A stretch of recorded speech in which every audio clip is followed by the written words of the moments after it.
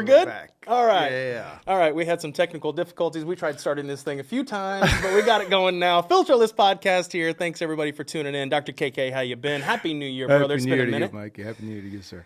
So you went on a cruise ship. We literally talked about this 15 seconds ago, and we had a problem with it. So it's going to be a little awkward at first because we already said all of this stuff. So we're just going to say it again. Yeah. So how many people went on the cruise with you? At least 30. At least 30. Okay. This is about where we stopped. So how was it? What cruise did you go to? Where did y'all go? Where did y'all dock? Royal Caribbean, Harmony of the Seas, out of Galveston. Went to Roatan, Honduras. Wow. Costa Maya y Cozumel. Nice. That was cool. Except the weather in Roatan was trash, Oh, bro. really? Oh, my God. Cold. How were rainy. the seas? Any shaking on the boat or anything like No, that? the boat is so, Mike. I'll show you the picture of like our boat compared to like other cruises. Right. It towers over it, dude, like Titanic. Massive. Yeah. So you don't feel anything. The only time I felt something was went to like the gym area because it's towards one side of the boat, and one day it was a little rocky, but nothing crazy. Nobody got sick from that, at least. Did you have a good time? Oh yeah. Did they do fireworks or anything off the boat? No, nothing. no. What time zone were you in for New Year's? It was like central when we first started. Then it got like an hour off, and then it came back. Okay. But not only no fireworks, Mike, we couldn't even take our steamer inside the room. They confiscated our steamer. Why? Fire code. No steamer, no iron, no nothing. Oh, not So only you were just wrinkly the whole trip? yeah. Oh yeah, you just throw it up there. Yeah. So I was like, in my head, I was like, well, how do they expect us to? So I got straighten our I got a clothes. hack for you from a friend of mine who traveled forever, right? He traveled 300 days a year for his job. And here's the hack. What you do is you go into the bathroom, you turn the water on hot, as hot as it'll go. Steam it. Close the door and hang your clothes in there, and it'll just steam the Steam it for clothes you. for a few minutes. Open the door, rub them real quick, and it does it. I like that. Just like a steamer. The problem is I couldn't move in that damn bathroom, bro. Right. Have you seen these bathrooms? Mike, for me to even do a 360 in that bathroom, I'm I like, know. What would 400-pound KK dude, have done yeah, it was bad. a bunch of years ago? Yeah. How was Christmas? All the kids were good, and Santa came and all that? Yeah, Nice. yeah. Santa came. I played Santa this year. It was pretty good. Nice. It was good. I normally don't do it as much as I did this year, but it was fun. It was fun. That's I liked good. it. Yeah, I liked That's it. good. We didn't do much. We just kind of hung out. I mean, we went out to dinner and then rang in the new year at a little bar here with a few friends.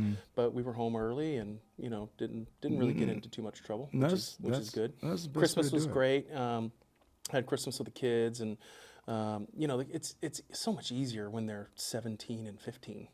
Because it's like, what do you want? And they're like, cash. Yeah. I'm like, okay. That's Yeah, easy. it's not like a toy or whatever. Yeah, so we got them some headphones, the new Apple headphones, and then some cash, and I think they already spent all of it. So, Oh, I got a good headphone story real quick. yeah? I lose my headphones on the cruise. Okay. Now, mind you, I need these things, Mike. I need them bad. I cannot go to the gym without headphones. I Right. can't lay by the whatever pool without. I need music. I lose them. I'm like, damn, they're probably gone. I go to guest services. The guy goes and checks. He comes back with my case, and he's like, do you have the other headphone? And I was like, what do you mean? He's like, this says there's only one in there. And I was like, no. I was like, kill me. Yeah, just joking. He opened it up. He had both in there. It was, that's pretty good. He probably does this a lot, but he got me. Obviously. As I'm walking to my room with my new refound case, I drop it through the crack of the stairs, falls 3 stories, busts open, all the headphones scatter. I have to go down there and do a scavenger hunt again, dude. Do you find them again? Yeah. Do they still work? Yeah. Nice. Well, I know your cheap ass ain't going to buy any No, of man. Oh, yeah, I didn't buy those. those were a gift to my kids. these. I didn't buy those. Those were That's a gift awesome. to my kids 5 Christmases ago. That's hilarious, dude. That's how well I know you, bro. Yeah. I knew it. Yeah, for sure. Well, Happy New Year, everybody. I hope everybody had a great holiday season and had a great Christmas or Hanukkah or whatever you celebrate. And then happy New Year. I think 2026 is going to be baller. Yeah, I agree. The economy is just on fire. Well, with all our newfound oil, yeah, sure. Although I don't even know. That's topic number 2. Yeah. First topic, though, we're going to go into is the Minnesota fraud scandal. Yeah. And then we're going to go into the Maduro thing. And then we're going to talk a little bit about Houston, as we always wrap up with our Houston stuff, because Houston is on fire. Houston is on fire, brother. It is looking good here. Yeah. So first topic, Minnesota fraud. We're going to go over this, welfare schemes and political fallout. This is a hot national topic, and what's the kid's name? Nick Shirley. Who is this? Blew the lid. This 23-year-old kid, he's a Latter-day Saint, LDS. Okay.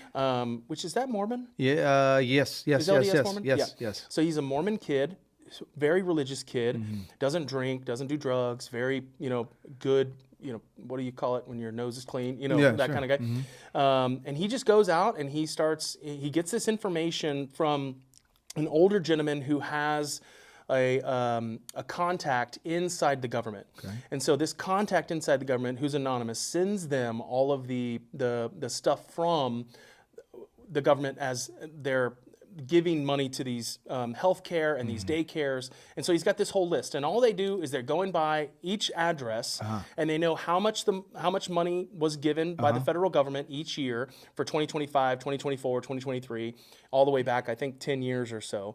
And they just go by whatever address is on there and see if they're actually really functioning childcare or healthcare services and stuff like that. And like 90% of them were just fake. There's no kids there. There's no employees there. There's a few men sitting in there smoking cigarettes or whatever. And they're just collecting this money. Yeah. And so the lid kind of blows off. So let me just read this. Hot national politics, massive fraud in child care welfare under Governor Walz, with ICE raids and resignation calls, ties to immigration, government waste. And this is just a huge, huge scandal that is coming to light right now. So I don't know how much you've heard about this, how much you've talked about it, how much you've read on it, but I think that this is way, way bigger than just Minnesota. Oh yeah, dude. And Minneapolis. I think this is going on in all 50 states. I think it's actually going on in all Western civilizations right now, including everything in Europe, everything in any democratic or any kind of country like that was kind of pushing, a lot of taxes, socialism, you can call it, or social welfare stuff and things like that. I think this is everywhere, and I think it is rampant. Yeah. And so I think that what needs to be done is just like a Doge thing into this, and I really hope that Trump is going to do that. What have you heard about this? Have you heard anything on this? What is your take on this? My take is that these guys are picking on Somalia intentionally. I want to say that. I believe that this is sort of like a psyop in a way to pick on Somalia in an attempt to, ready for this, form the nation of Somalidad. Are you familiar with Somalidad? No. Okay, you'll hear about it soon. Somalidad, apparently, is a big piece of land in Somalia, but they're like a West Bank. They're like operating under their own little government, trying to form their own country. And Israel just recognized them like last week. So the reason I believe this is all coming to light, and there's a conspiracy here. I'm serious about this Nick Shirley kid, because I don't know much about him, but people were kind of saying, he's supposed to be a clean-nosed kid, but supposedly he's kind of working for somebody. And dude, they're going to take the Gazans and put them in Somalia or Sudan. I don't even know where they are right now, to be honest. There was 2.2 million people living there initially. Where are they now? I'm not seeing any camps or anything like that. That's a lot of people, Mike.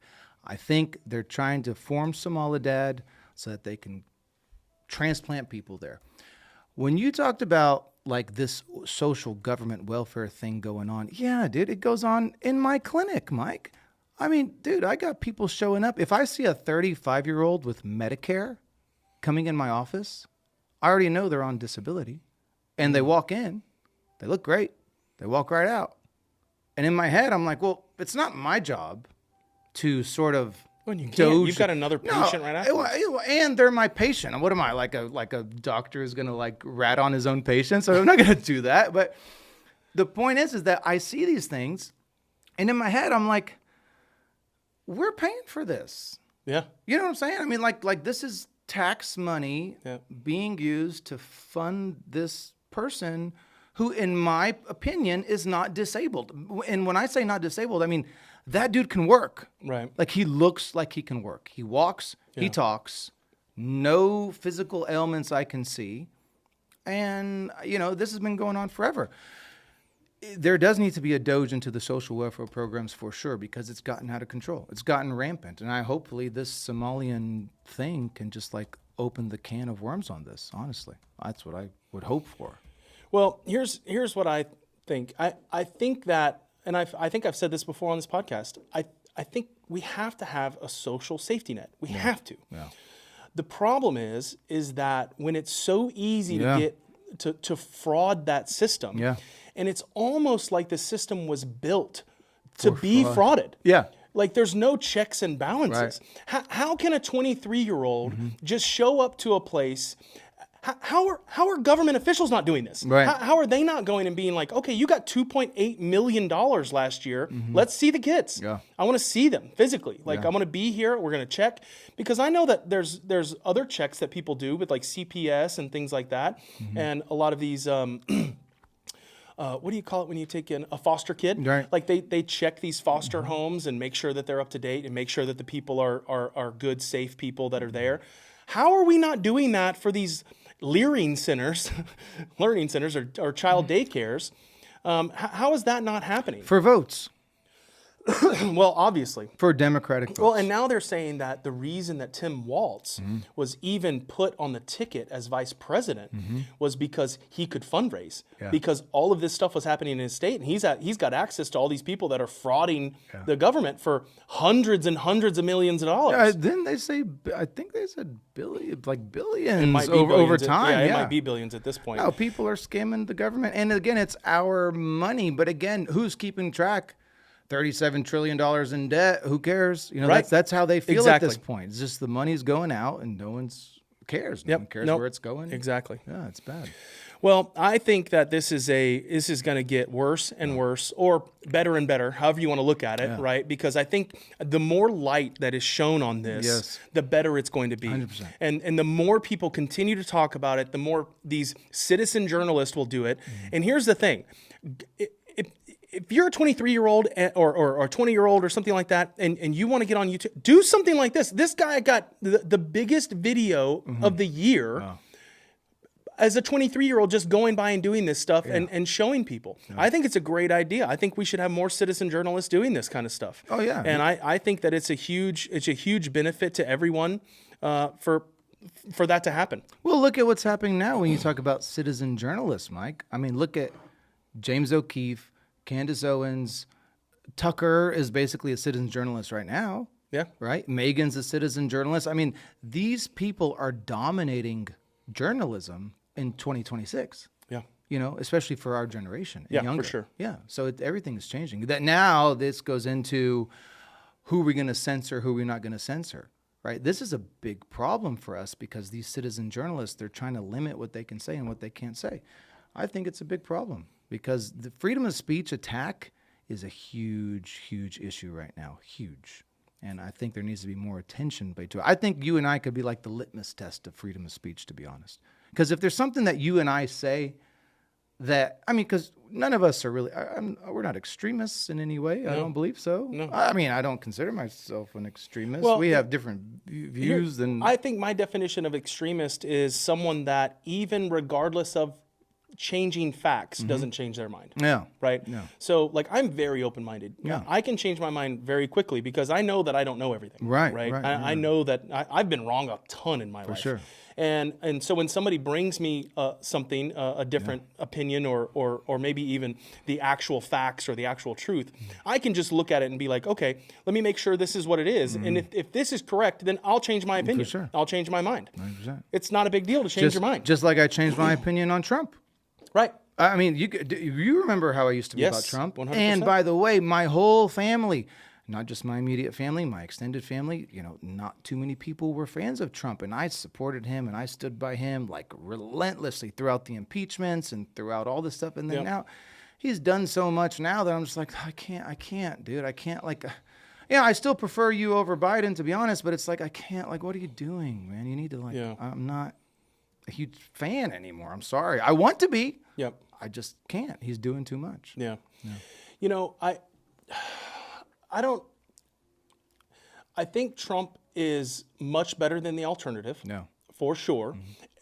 Especially economically.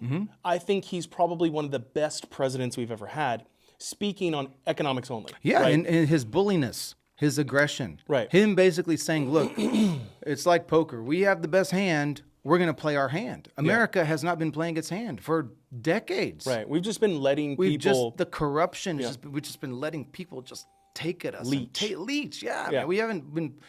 China, on the other hand, they're the one... We built China. Yeah. Did we not? That's the other thing. And I don't mind also talking about Maduro here because we kind of went on to Trump. And our third thing is Venezuela and Maduro that we want to talk about.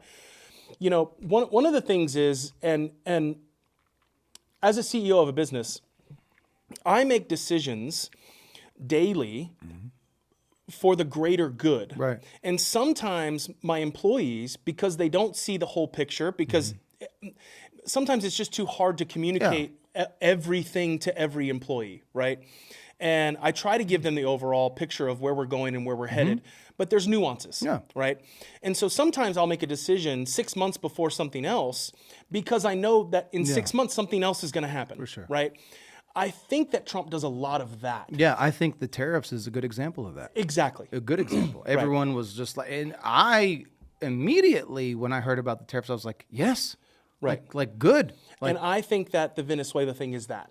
Yeah. I think he's playing a hand way, way early, knowing that in however long, something else is about to happen. Yeah. And so he knew that this was his moment. Now, I do think that if we're talking about Maduro, and do you want to go into Maduro? Yeah, of course. Yes. No, we can. So I think, and I told you this before the podcast, that I had a hot take on Maduro. I think that this was all planned. Yeah. I think what actually happened was they did have that talk a week ago or whatever, and I think Trump basically told him, look, there's two ways that we can do this. Easy way or hard way. You can do it the easy way or we'll kill you. Right. Period. Right. So which way do you want to do it? Yeah. And I think he said, okay, just don't kill me. Yeah, but they didn't even give him the option. I think they did. No, Maduro said it. The day before he was captured, there's a video of him in the car. I watched it. He said he only spoke to Trump once. One time. And that conversation was actually very pleasant, he said. Yeah. And then the next thing you know, boom, going in, basically kidnapping the president of a country. This is actually what I think happened. I think Maduro knew that we were coming. I think that he allowed them to capture him. And I think that eventually he's going to get convicted. He's going to go to prison.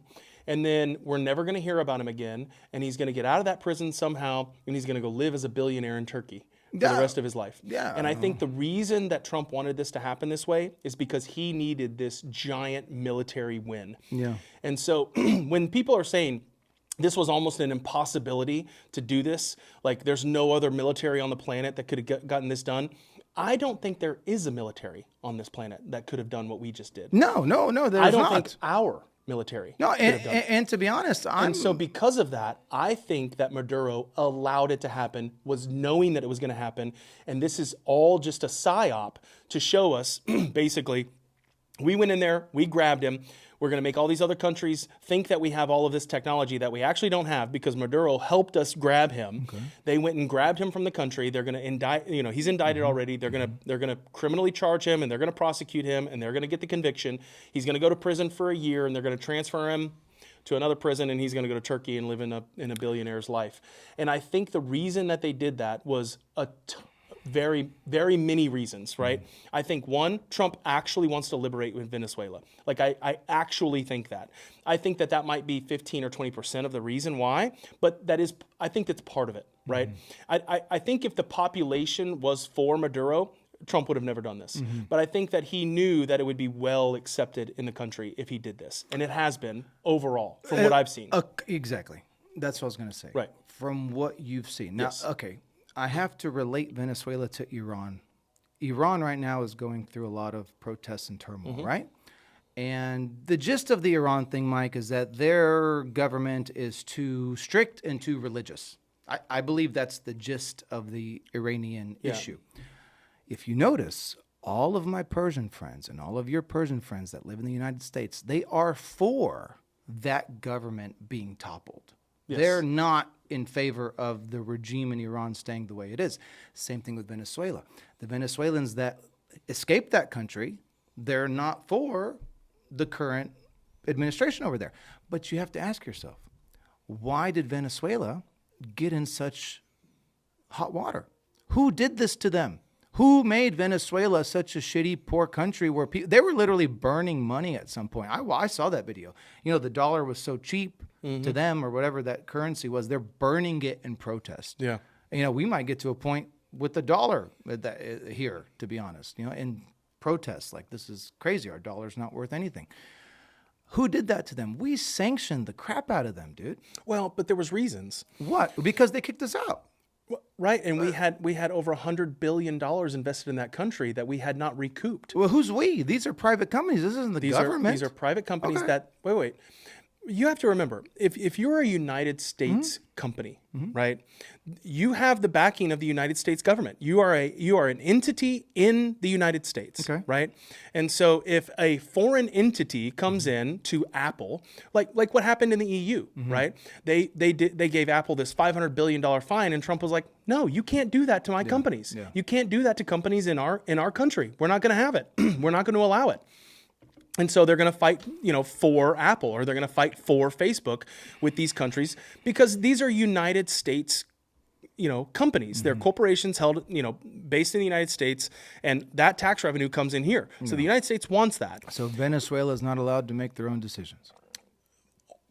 They're not allowed to recant on contracts that they have signed. Yeah, I don't know the details of Chavez kicking out Chevron and Exxon. Right. I don't know. I know that they nationalized their oil. Yes. And then Citgo was with them, supposedly. And pushed them out and did not allow them to come get their equipment.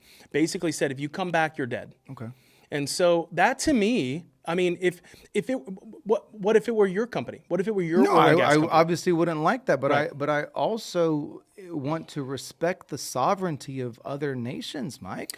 I don't like what we do. When the head of Venezuela is not recognized by 60 countries in the United States because they stole the election, how can you say that government is doing what the people want? Because they're killing their own people. They're literally killing their own people to do all of this. Again, when it comes to Venezuela economics, I know that they're in bad shape. I know they're in very bad shape. I've known that for a long time. I know that we sanctioned them very, very, very badly. I believe that contributed to their economic downfall. So in a way, we're responsible for this. And then now all of a sudden we're the saviors of Venezuela. We're going to go in there and liberate them and steal all their oil, the largest oil reserves on the planet. Well, I don't necessarily think that is, maybe technically happening. I think we're not running the government. Oh no, you know who they're going to put? Who?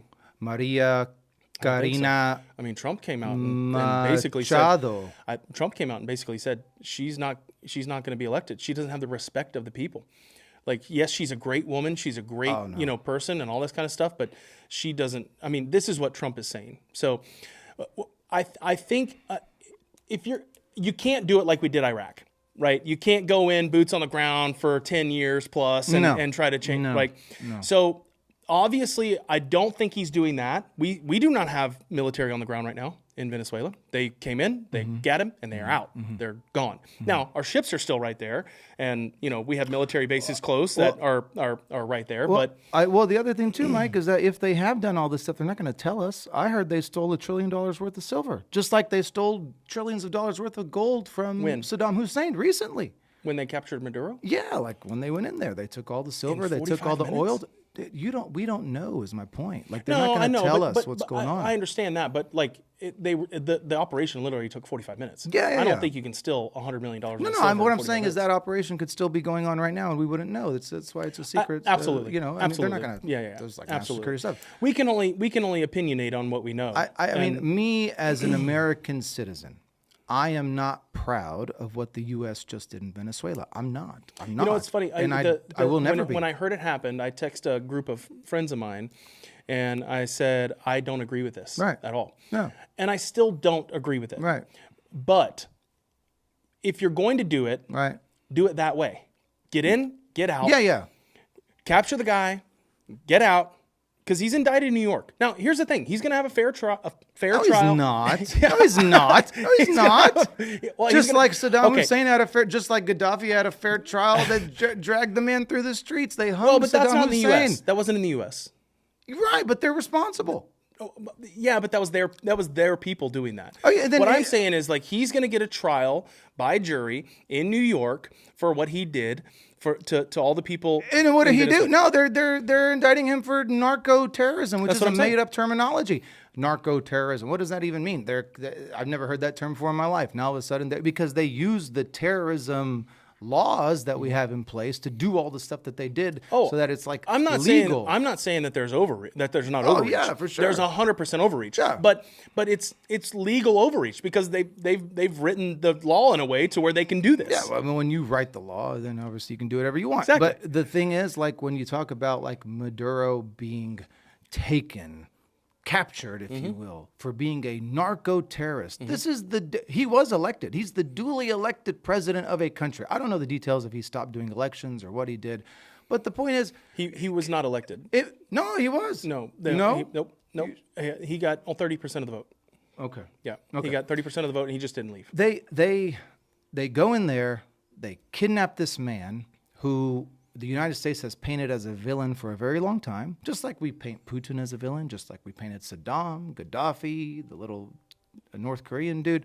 You know, that's what we do. We paint villains so that when we do act, we're justified. It's like, oh, this dude's a bad dude. So we're helping the Venezuelans. I have a question. Yeah. Here's some context for you.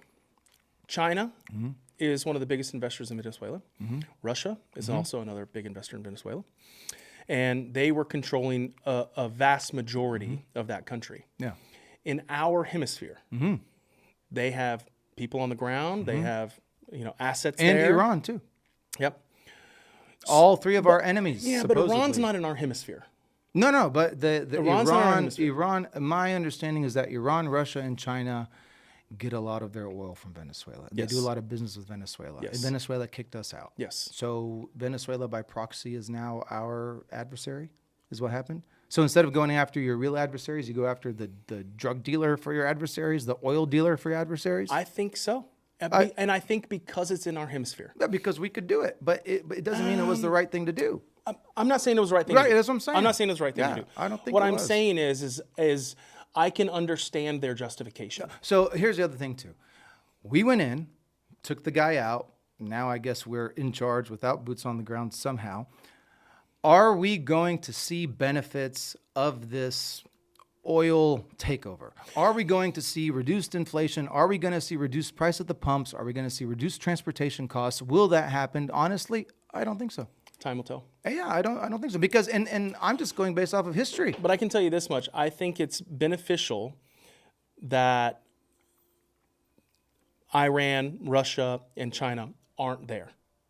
Yeah, but the other thing too, when it comes to Iran, Russia, and China, I don't drink the Kool-Aid about all these people are our enemies either. The United States tells us who they want us to be. I don't enemies. like calling them enemies. Right, exactly. I like calling them competitors. Okay, yeah, we can call China a competitor. They're absolutely they're a a global leader, and they manufacture way more than us. I think their GDPs, I don't know if it's better than ours, but I mean, they have a strong military. Their people are doing relatively well, I believe. I mean, again, I don't know. I look at them as competitors. Yeah. And if in my business, if a competitor, right down the road from me is doing shady stuff and stealing this and this and that. Yeah, but were they doing shady stuff is the question. All they're doing is doing business with other countries. Let me ask you this. Yeah. Do you think the people of Venezuela, over the last 14 years, since they've had a dictatorship with Hugo Chavez and now Maduro, do you think they're better off or worse off in that 14-year period? Worse right now, currently. How much worse? Way worse, because their economy tanked. And again, I think a lot of that has to do with the sanctions that we are responsible for putting on them. But why are there sanctions? Because they kicked us out and wouldn't let us do the oil. Right. That's justified. Well, But again, they're a sovereign nation. Yeah, but that sovereign nation signed contracts with sovereign corporations out of the United States that said, hey, we're going to allow you to do this. We're going to sign this 10-year or 20-year agreement. We're going to take some benefit from it. And the minute we went in there and put all of this infrastructure in for them to be able to do all of this out of that country, they were like, thanks, bye. And if you don't leave, we're going to kill you. Yeah. Well, couldn't we have done this? Couldn't we have done this 14 years ago? Sure. That's what I'm saying. Is that we're going to? I mean, how much time period do you have? I agree. I think Obama should have done it when it happened. How much of a time period do you have to retaliate against them kicking out Chevron and Exxon? I agree, but we had Obama as president. Yeah. So what are you going to do? No, that's what I'm saying. That's I think back to what we were saying about Trump and his aggressiveness when it comes to economic policy. I like it. You like it. But let's let the American people see some benefit from that. That's all I'm saying. Well, I mean, it happened 3 days ago. And then we're not going to get benefit for a year if we get benefit. Well, we'll circle back. Yeah. Hopefully, we'll circle back. And when you look at the countries that we went into, right? Yes. The U.S. Are any of them in better shape now than they were? I agree, but we stayed. Okay. Yeah. No, I'm with you. But we're going to stay on the oil. Just because we're not going to have the military there and run the bases and all that stuff. Because what if Trump's whole thing is we just want to go back to 14 years ago? Y'all can still do whatever you want. Just take us back to what we were what the original contract was. And if they do that, then I'm like, okay, that's actually a good deal. Yeah, that's actually a good deal. I agree with you. Yeah, they're going to overreach again because they always do. Yeah, they're going to take it. But Trump's not the always man. Right. But he's setting it up. And maybe they won't. Maybe they won't. Yeah, I don't know, Mike. I don't know either. I wouldn't bet on it, bro. The one thing that I do know, if there's anyone that I want negotiating this deal, it's him. Yeah. Because he's a businessman first, and he understands business. And he also understands that if you help the people that are there and they benefit from it just as much as we do, then everything's good. For sure. But we've never done that. Like the country has never done that. I agree. Like Vietnam, all the wars that we fought, Korea, Vietnam, Afghanistan, Syria, Libya. Yeah, but Iraq. what makes you think that Trump won't do it differently? I'm just going off of, because like you said, Trump's out of here in a couple of years, Mike. I understand. So it's not going to be him. We have 3 years. Yeah. So, but my question is I don't have the faith in him to set it up in a moral, ethical way. Why? I just don't. Why? Because of the mere fact that he even did it in the first place. Yeah, but you don't know the end game.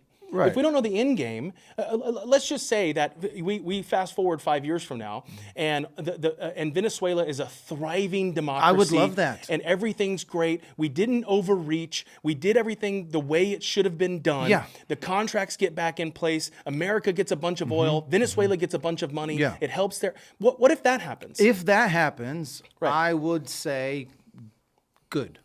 Okay, then why can't? But I understand that. And I'm not betting on it because of our history. I understand, but our history was also to not fight against tariffs and not fight our trade war. Right. But guess what? He did that, and he won it. No, he's a revolutionary, and for sure. So why does can't things we weirdly. give him the benefit of the doubt to think that he might do it again with this? He's He's the most different president we've ever had in the history of our history of our country, and he does things sometimes very unrational, it seems, but then in the end you're like, oh, I see the game he was playing now. Yeah. Now I see the game he was playing. But sometimes it takes 6 months, sometimes it takes 12 months, for that whole thing to lay itself out.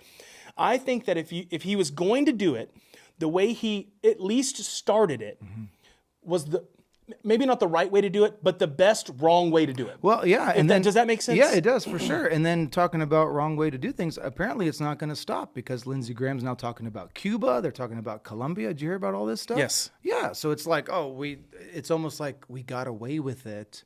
Let's see how much more we can get away with. Like you said, let's control the whole hemisphere. Well, my question is, why did we get away with it?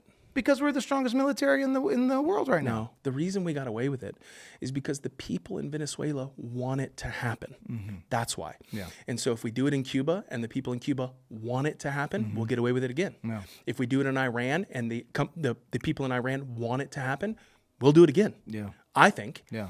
Now, are there ramifications for all of these decisions? Absolutely. Now, what those ramifications are, we're going to find those out in 6 months or 12 months as well. But I believe firmly in my heart that there is a whole separate CIA PSYOP situation, intelligence community across the world going on, where we literally, any country that we have our eyes on, we intentionally destabilize that country first. We create a population of people who are asking for regime change to help sort of justify what we do. I think we do that. I think we have done that. I don't think Trump's doing that. No, I think Trump. what he is doing is he's playing the hand he was dealt. He was dealt this country being destabilized in Venezuela. He's dealing with it. Yeah. He was dealt Cuba being destabilized. He's going to deal with it. Mm-hmm. He's dealt Mexico being run by narco-terrorists. He's going to deal with it. Okay, let's talk about the narco-terrorism thing for a second. Is anyone really buying this? Are we buying this? I mean, that there's drugs pouring into our country? Absolutely. That there are, 100%. But how much of those drugs pouring into our country is Venezuela responsible for? I don't know. You don't know. We don't know. But for my whole lifetime, it was always Mexico and Colombia doing all this. And now all of a sudden, Venezuela rose to the ranks of the tops of the number one drug traffickers in the world. I think you're mistaking a few things here. So the reason that Mexico is in trouble is because that's the routes that Colombia and Venezuela take to bring the drugs here. There are also, marijuana. Mm-hmm. Mexico is primarily a marijuana grower, right? Yeah. Well, that has kind of gone away because it's legal here in the United States for a lot, right? Yeah. And so a lot of that money got taken away. And so what did they start to do? They started to do other things like traffic people. Yeah. And the trafficking of people just went through the roof. Yeah, terrible. And it's the narco-terrorists that are doing it. Terrible. So yes, are they are they drug terrorists? Yes, because that's their business. But actually their business is not that. Yeah. Their business is transporting people. Yeah, but this country, and again, take Trump out of it for a second. Talk about the U.S., because we're still a country, okay? We're still a country that has, you can't say, because Trump's in now, it's a completely different country. We're the same country with a different leader.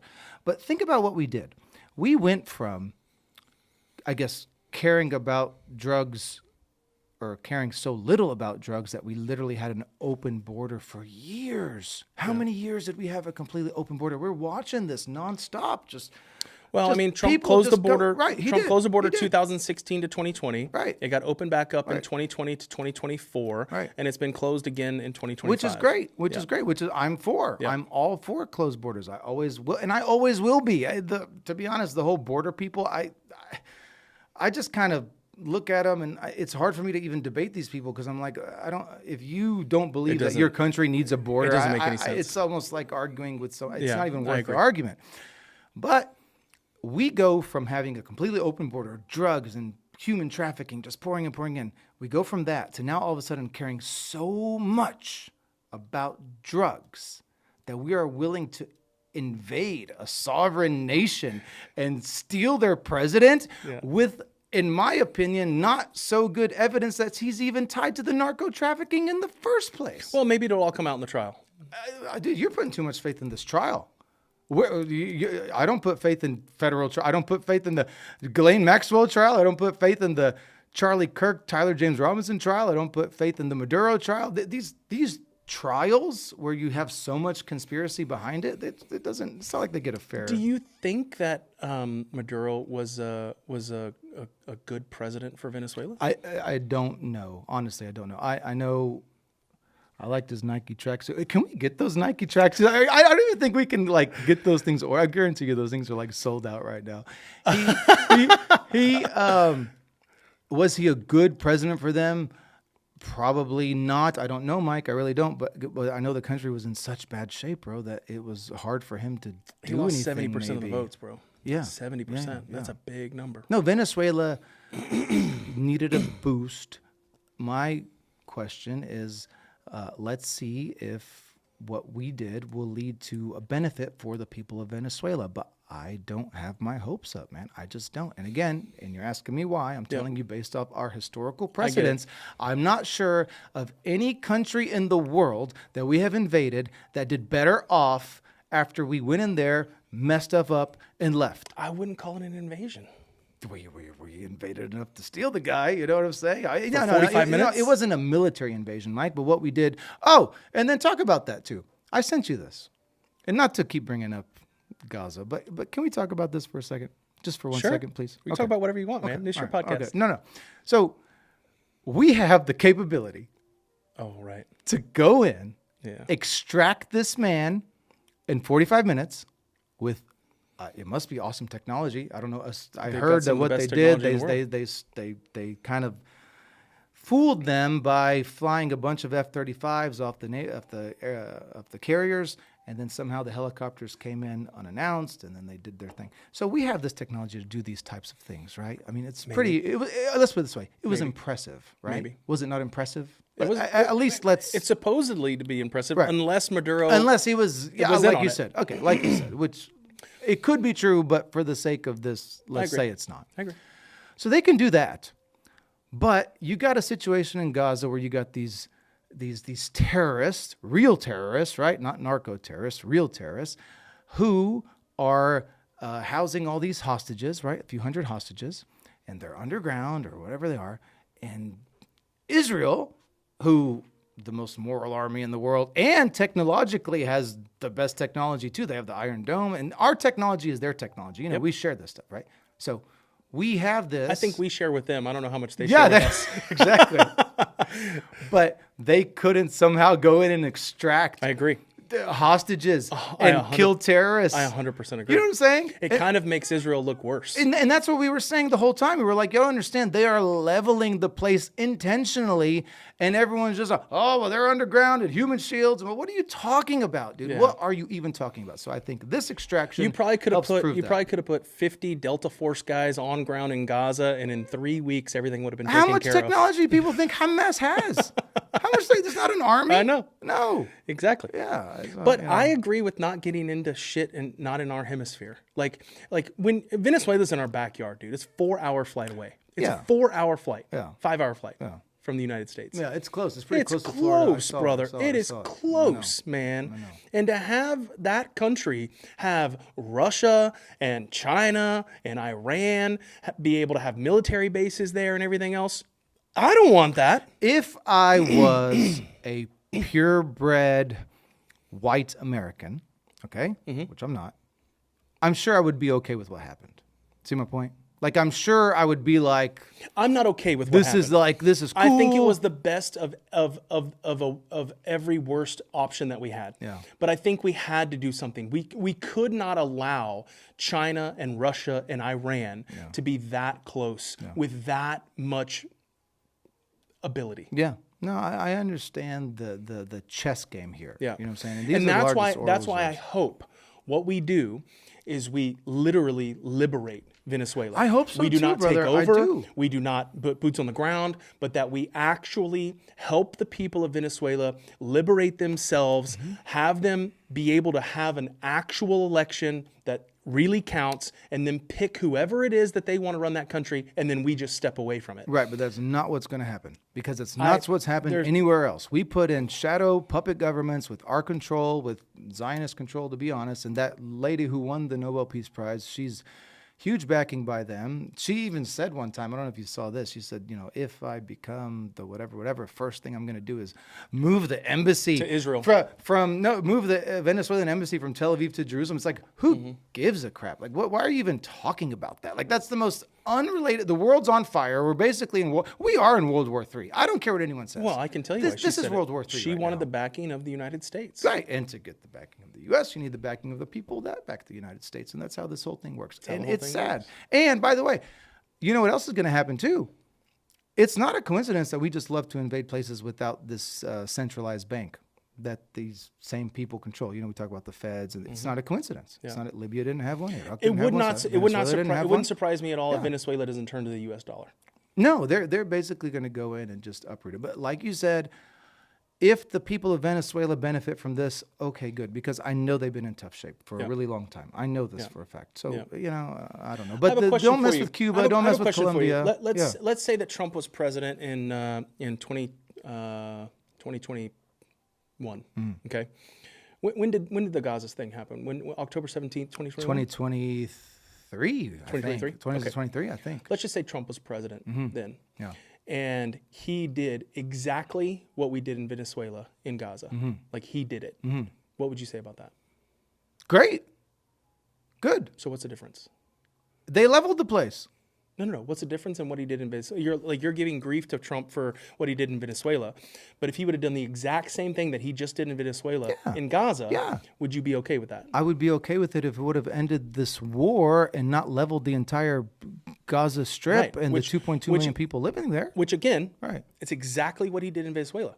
He didn't level anything. He went in and got one dude and was out. Right. So what if we had done that in Gaza? Would you be upset about that? No, that's what I'm saying. Then why are you upset about the Venezuela thing? Because they're completely opposite. They're on completely because of the outcome. The outcome is completely opposite. What I'm saying is that let's say Israel never leveled Gaza. Yeah. Right. It was the day after October 17th. Trump was like, we're going to go in and we're going to get the leader of Hamas tomorrow. We're going to do the exact same thing that we did in Venezuela. We're going to do that in Gaza. But this was 2023. Yeah. So it would have done this first before Venezuela. Yeah. But the same.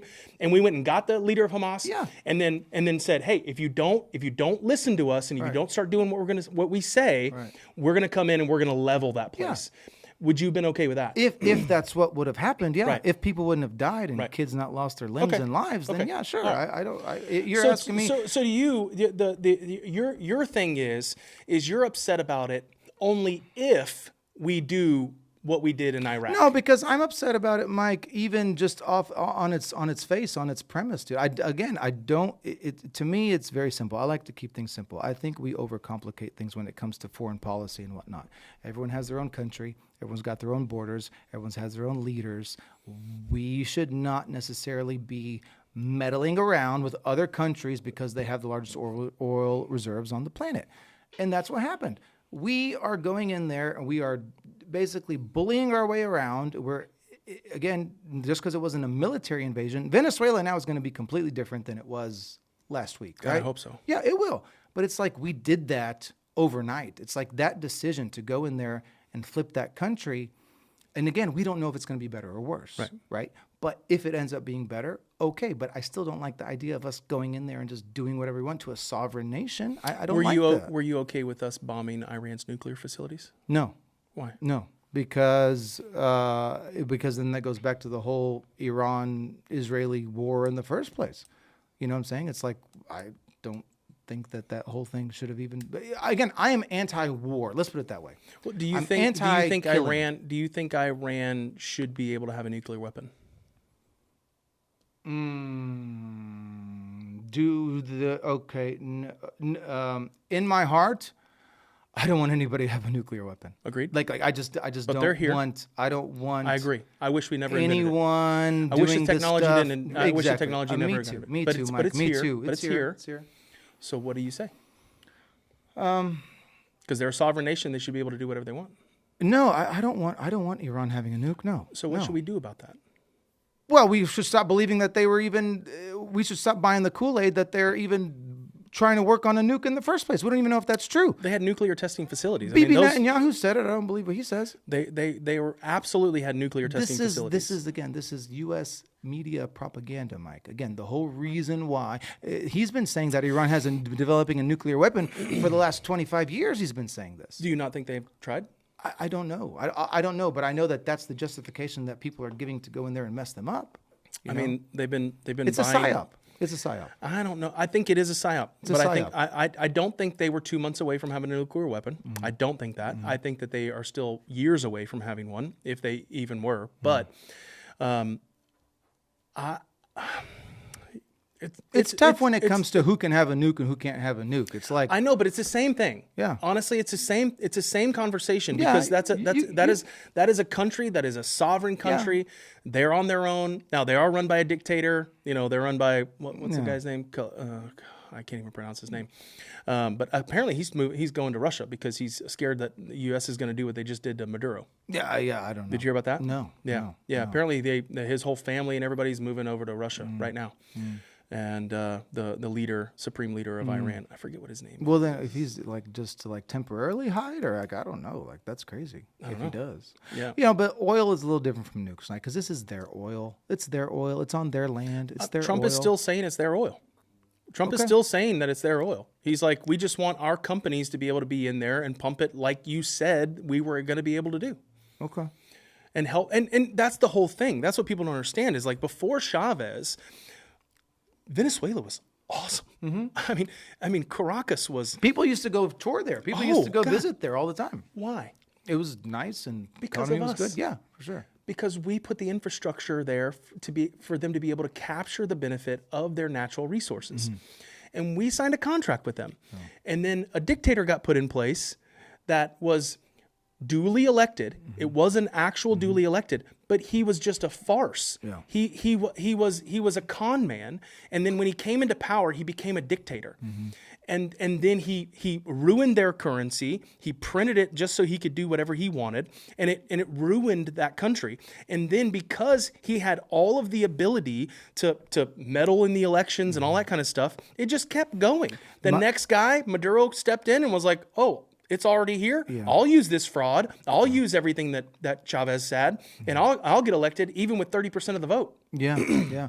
I think that there's a lot of talk surrounding the politics within Venezuela itself and its relationship to the U.S.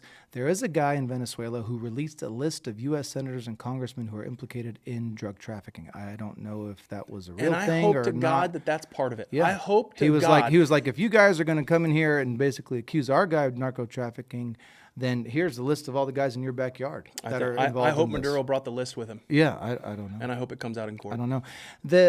Again, I just wish we are an empire. Okay, now all empires fall. I think we're already kind of on that downward trajectory. I hate to say it, but what he's doing now, like if we go after Cuba and Colombia, it's like, dude, you're just like playing Call of Duty here. Like, what are we doing? Like, what are we doing? We're just going to go, okay, Cuba, our whole lives has been painted as a bad place with bad leaders, right?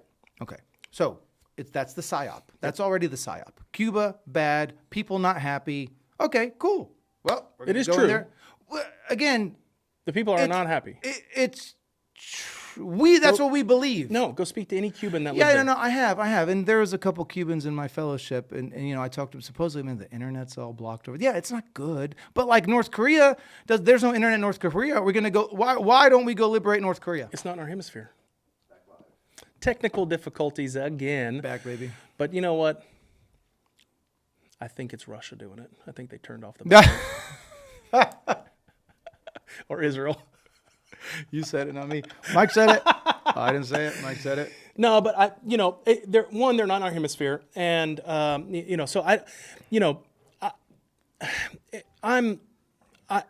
was immediately concerned. About us going into another country and boots on the ground and trying to, liberate with a military presence. But it doesn't seem to be what's happening. Yeah. It really doesn't. Yeah, and so here's the question. Like, when things get so muddy, like, what's the reason we're in there? Because I have 3 right now. People are telling me 3. Which one is it? We're liberating Venezuela? Is it the oil? Or is it the narco-trafficking? Or is it all 3? I think it's all 3. Yeah, it's all 3. But that's what I'm saying. Just throw some more in there. That's what I'm saying. We're just coming up with excuses. It's like, well, yeah, we're good. We're doing this because of X, Y, and Z. And while we're at it and we have a list involved, let's just keep adding to the list. And it's like, dude, that's when that's what you referred to as overreach. It's overreach. I don't like it. I don't think we should be doing it. I think the U.S. needs to just kind of stay out of all these imperial conquests. The problem is that China and Iran and Russia aren't. Yeah, but honestly, though, can I say something about China, Iran, and Russia? Uh-huh. Okay, let's just talk about Iran for 1 second, because this is the easiest one for me to make the example of. What is Iran doing to us? I want to know what Iran is doing to the United States actively. Please, somebody give me a real, legitimate, good answer as to what Iran is doing to actively mess with the United States. Because the answer is, in my opinion, not much. Well, I mean, from what I've been told, they're funding terror groups all over the world. Oh, yes. Who told you that? Well, I mean, just, No, which country told you that? Media. Yeah, but which country controls the media? That's my point. Right. It's a big psyop, man. They want you but here's the problem. to create enemies. Then why did the Iranian people hate their leaders so much? Why are they doing so poorly?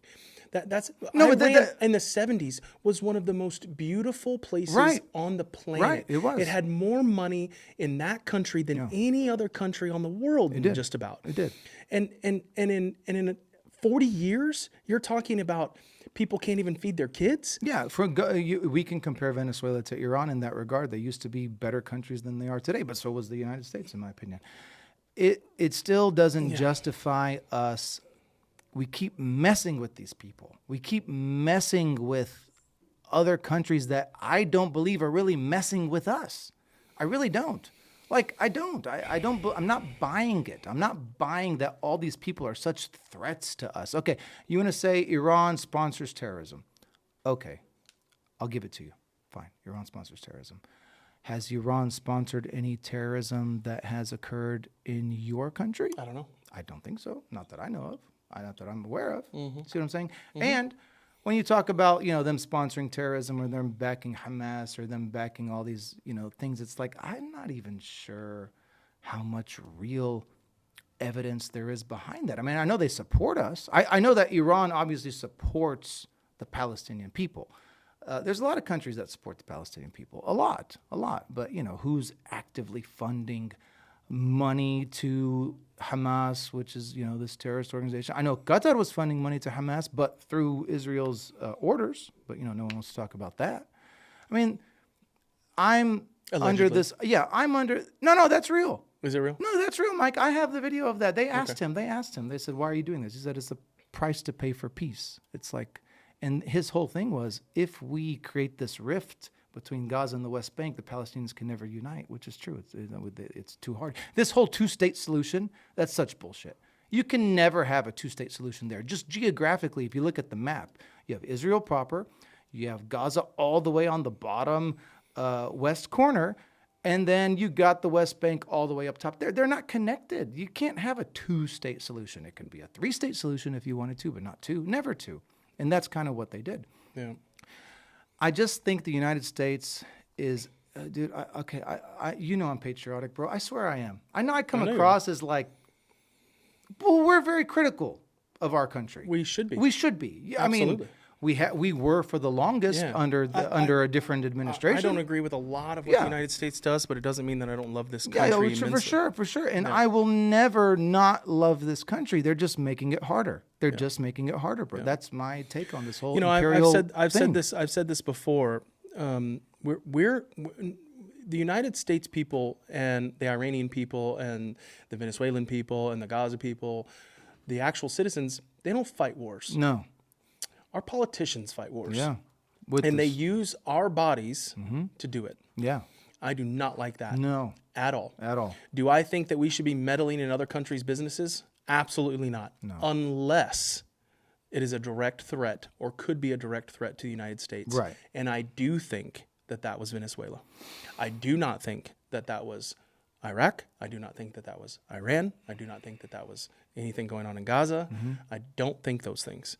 But I do think that Venezuela is a national security threat to us, having China and Russia and Iran in that country and probably able to get military bases there over the next few years if Maduro was still in power. I do believe that. Do you think we're living in a World War III currently? I mean, what do you call this? What do you call? That's the thing, right? So what do you call? What do you call what's happening? What do you call wars all over the world going on simultaneously? Yeah.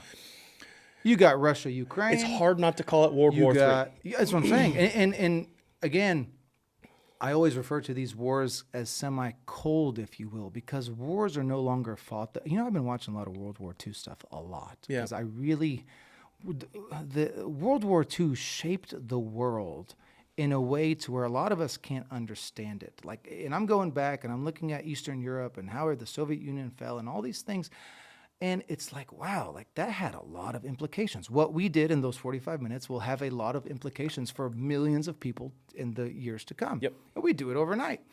And when I think about what's happening in the geopolitical world right now, I cannot call this anything other than, if not a World War III, a cold World War III, just like I think they try to do a cold civil war in this country too. There's a lot happening, but Again, we don't fight the wars the same way.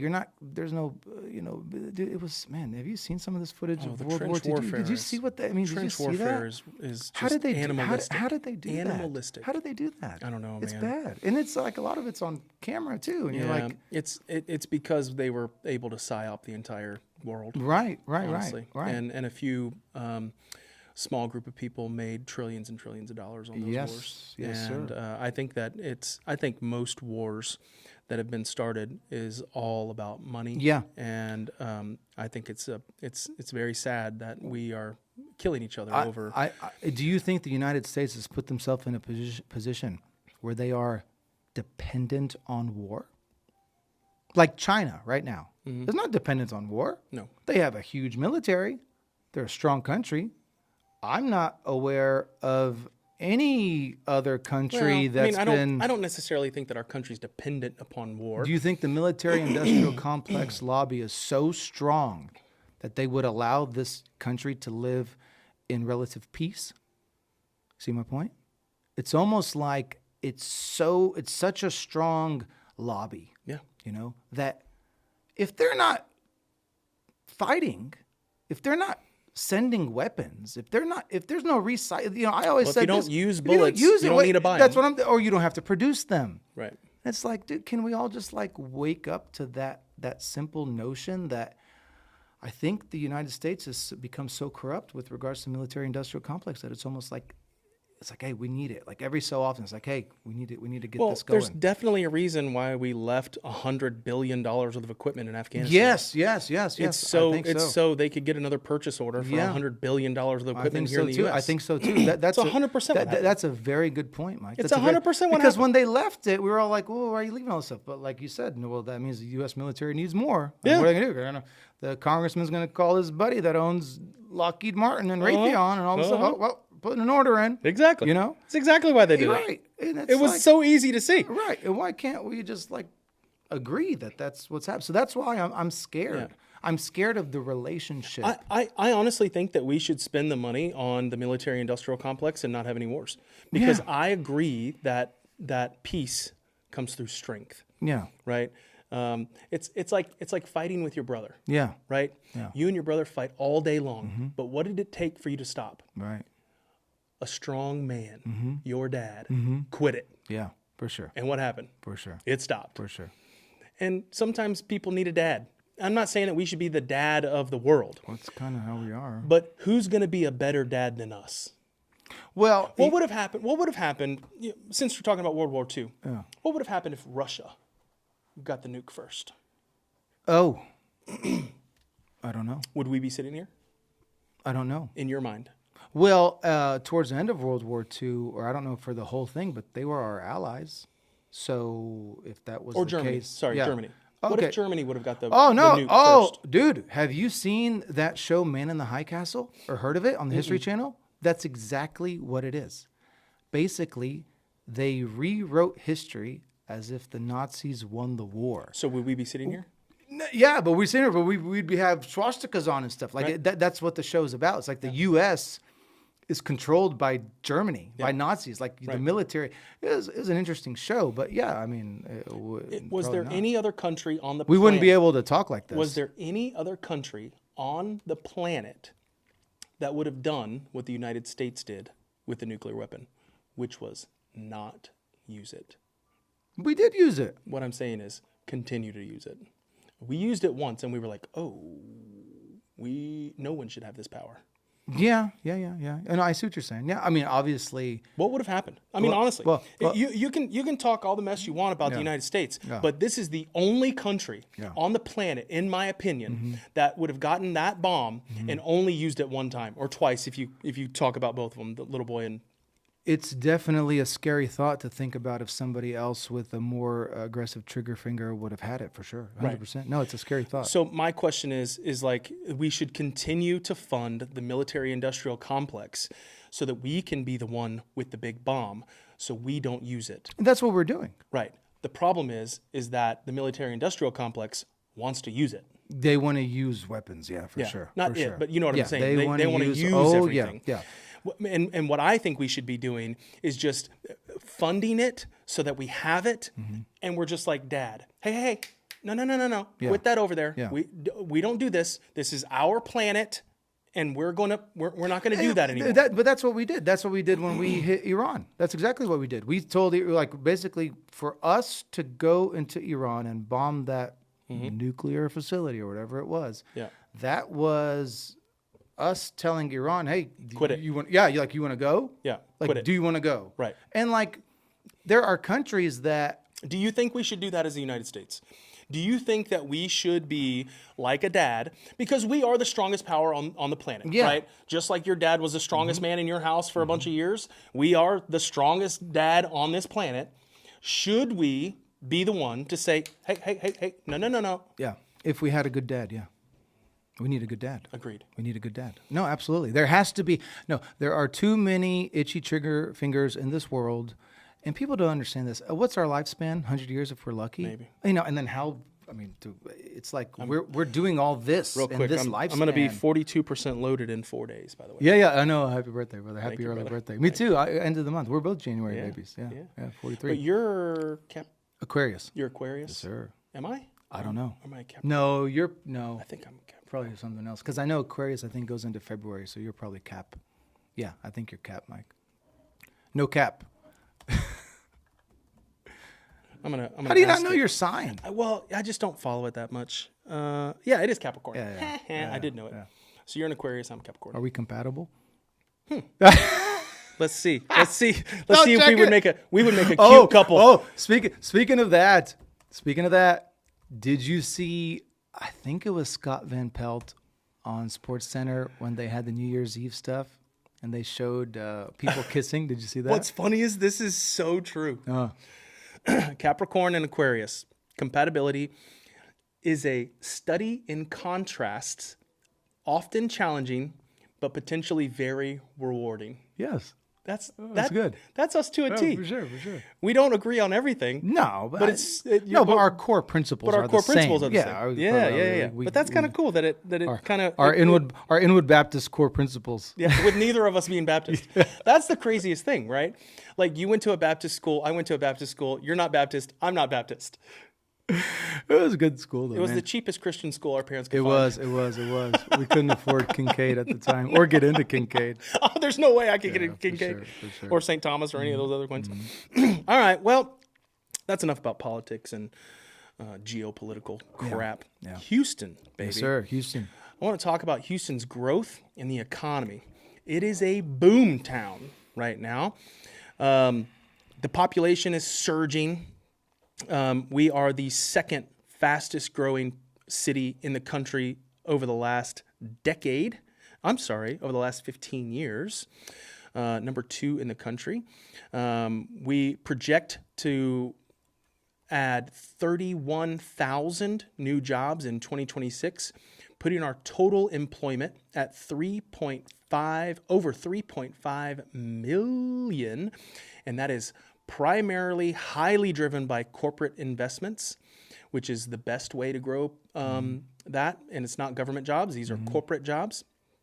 And there's been 265,000 new residents between 2022 and 2023.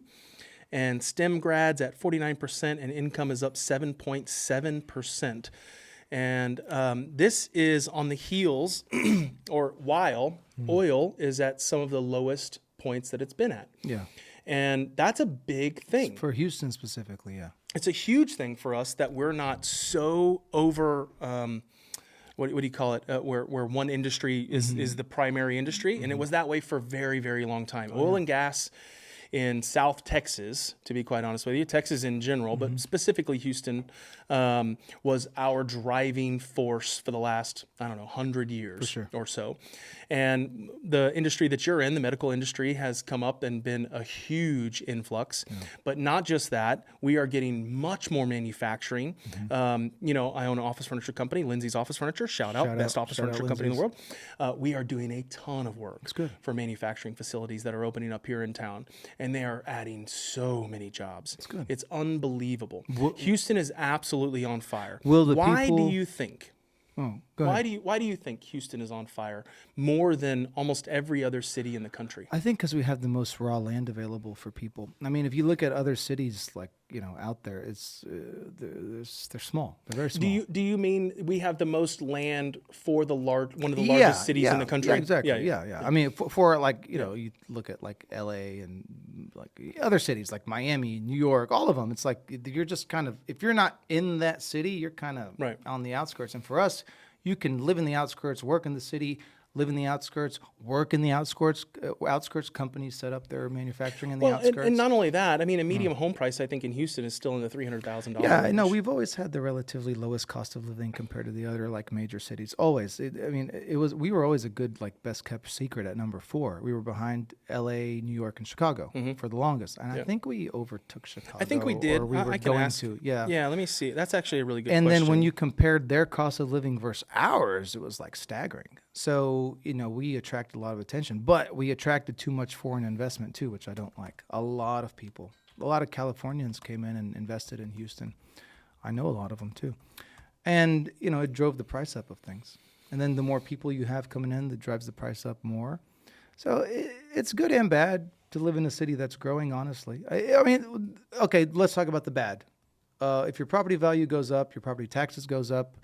But at the same token, if your property value goes up, that's not a bad thing. So it's like a double-edged sword, right? Well, what I can say about property taxes is that our governor, Greg Abbott, who I do like, I don't love, I don't agree with him about a lot of stuff, especially his love for Israel as a huge freaking governor of Texas. It doesn't make any sense to me, but whatever. Yeah. Actually, we are just under Chicago. But I bet if you put, like Houston proper, not proper, but, like what we consider Houston, I think we kill them. For sure. Even if you take what they consider Chicago, and you can, what I'm saying? Because Chicago proper is like teeny tiny. Yeah. But Chicago, what people call Chicago, is much larger. Same with Houston, right? Because Houston, we include, like the Woodlands and Sugarland and Jersey Village. Lake City. There's so many places. So many places. And I think if you were to combine those, I think Houston Metroplex is bigger than Chicago at this point now. No, it's Houston's. I mean, I don't know if I could live anywhere else just because of the anchoring that we have here. I don't think you could. I mean, if you cash out one day and you decide to move, which yeah, Mike's like, yeah, bring it. I wish you could. But especially after the week I've had. Good Lord. I want to sell this stupid company. Oh, it's awesome. It's but it's tough because we get so anchored here. It's good, but the traffic's killer. We need more natural beauty. That's a big problem with Houston. It's a big concrete jungle. It's all flat. You go to other places like Arizona. I also don't like these just ugly buildings that they're building. It's all concrete. It's just flat concrete, or it's just flat glass. Yeah. It looks like nothing. Yeah. Like you go walk around Chicago and you look at the old architecture and stuff like that. Yes, exactly. Why don't we build stuff like that anymore? The only thing nice we built was the Astrodome and Transco Tower, and then that one weird building in downtown that Yeah, but why? I mean, what's the purpose of it? You go to Europe. Look at the buildings in Europe. We don't build good. We don't build houses good. Look at the way we build houses. It's beautiful. Yeah, we don't put effort into our construction. We go for the cheapest. Yeah. Yeah. It's so weird. Yeah. Like Frank, my boy, and the neighbor, he builds those everlasting homes, the concrete homes, flood-proof, fire-proof concrete. I mean, it's more expensive, but that home's built to last. Those things aren't going anywhere. Yeah. And that's like how they build homes back home, too. In the Middle East, it's out of stone. There's no wood. Yeah. There's no wood. Yeah. So it's like that thing is there. Forever. Forever, dude. Yeah. Forever. I like that. Yeah. We build kind of cheaply around here. But yeah, man, Houston's on fire. Yeah. I mean, if you're looking for a city to move to Houston. I mean, honestly, because in my opinion, this city is doing nothing but on the up. A lot of opportunity. And I think there's a lot of opportunity here. And I think it's a pretty even playing ground. I mean, your family came from nothing, and look what you've built. My family came from absolutely nothing. My mom cleaned houses. My dad was an alcoholic. And we built something here. I think this city is very entrepreneurial. I think that there's a lot of benefit if you work hard. There is some good old boy here. Sometimes if you know someone, it can get you in. But primarily, people are very open. They're very inviting. We're friendly. We're a friendly. We're a friendly place. I had a meeting today over a Teams call with a very large office furniture company. They're a Miller Knoll dealer throughout the country. They've got locations everywhere, and we're trying to supply them some value product so that they can sell to their clients. And so we would sell our product to them, and then they would sell it to the end user because they have to buy from Miller Knoll. And I'm selling them a product that's pre-owned, so it doesn't conflict with that, and so they can offer their clients a cheaper option, right? And I was talking to him today, and big money guy, right? I mean, they probably do $500 million a year in annual revenue, and just talking to him about what's going on, what he's seen, and he's basically saying Texas is just rolling right now, and they are just blowing at the doors with business. And it's good to see that even in like AI and all of these things that are happening, that there's still jobs here, and that there's still growth here, and that the economy's still working for people here in Houston.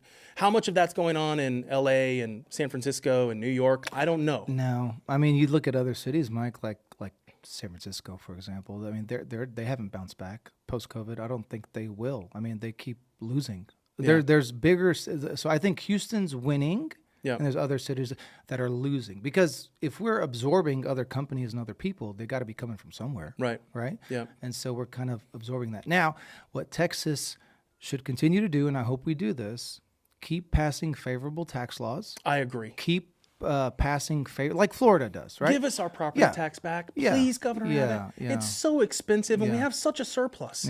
We don't need the money. No. That's the thing. It's just we're just adding to this surplus, and it's like, why? No. Why are we doing that? We got to pay Big Daddy. We have to pay the federal government. If Texas no, this is the Texas surplus. No, but I'm saying if Texas was like, I think Texas has like the fourth, fifth, sixth biggest GDP. Like if we were a country right now, we'd be our top 10. GDP would be top 10, I think. Huge. And so I'm in favor of a Texas secession. I always have been, and I will be. I don't know, but okay. No, but we've talked about this. Yeah, but it's impossible. Yeah, but let's talk about freedom of speech. I think one day, and this might not age well, what I just said. Because they could go back 20 years from now, that guy's a threat to whatever. They do it all the time. Right. So there's a lot of stuff that we say that I know won't age well, but I'm glad. We need to bookmark it. Well, it's funny. A couple of people have asked, why do I do this? Why do we do this? And it's really not for views. No, it's really not for us. And I decided one day to really sit down and wonder why I do it. I love talking about this stuff. I love talking to you about this stuff. I really enjoy it. For sure. But it's more than that. To me, it's a time capsule for my family moving forward. For sure. Right? For sure. I know that in 90 years, my great-grandkids can pull this up. Hi. Hey, I hope y'all are doing great. I hope that I made enough money so y'all don't have to do anything. If I didn't, my bad. Or maybe I spent it all, but that's also my bad. But that's what I want. Yeah. I would love to be able to go see a video of my dad talking about what was going on when he was 40 years old, and his opinions on those things, and what he thought about things, and how he articulated them. Yeah. All of that. I think it's just fascinating to be able to go back in time. So that's why I want to do this. For sure. I want to do this so that eventually later on, if someone wanted to know, hey, how did this family ever begin? Yeah. How did we get to where we're at? Because I'm hoping to be the first rung on the ladder, right? Or the second rung. My dad was the first rung on the ladder, right? I hope to be the second rung on that ladder. But I hope this ladder doesn't stop getting built, for sure. right? And I hope that eventually someone can be at the top of that ladder and look back and be like, who were the guys that even started this ladder? Who were the original Rockefellers? Right. Yeah. And what were their opinions about things, and how did they think, and how did they speak, and who really were they? That's why I do this. For sure. For sure. No, I agree. I just need an outlet. I got to talk. Yeah. I can't talk at work. Yeah, that's tough. It's tough for me. Yeah, that's tough for you. I can't talk about this stuff with my patients. I can't talk about this stuff. And it's like, Amal doesn't want to hear it. Obviously. I don't want to hear that stuff. Yeah, Vivi doesn't want to hear it either. No, because if you think about it, because the stuff we talk about is pretty, okay, you have to be well informed. Yeah. Okay, we cannot talk about these things without knowing anything. It's like, It's my favorite pastime. Yeah, exactly. It's like we have to stay well informed, and we have to have these, these opinions. I know we talk a lot of politics, but we also talk, I mean, we don't do just politics. We talk about other things too. I need an outlet. I need to have this. I told you, I need a microphone or a muzzle. I need one of the two. I cannot keep this inside. Yeah, I get it, and man. so it's fun. No, it's fun for us. I'm excited. I was, it's been like 3 weeks since we did this. Yeah. Yeah, that was too long. Yeah. Way too long. There was too much going on. Yeah. So I was like, what are we going to talk about? New Year's, all that kind of stuff. For sure. And what's crazy is if we don't do it often, like things that happened 3 weeks ago that I wanted to talk about, it's gone. Okay, like today I was like, well, we can't talk about Charlie Kirk. We can't talk about Candace because that's yesterday's news. Yeah. For sure. And in my head I'm like, but it's not. But it's not well timed right now. Yeah, it's funny, dude. It's funny. Well, man, I think that's all the time we got for today. It's late in the afternoon, so actually in the evening now. It's probably dark when we walk outside. Yeah. I love you, brother. Love you too, brother. Yeah, good to see you guys. Appreciate y'all. Filterless podcast here. Bye-bye. See ya.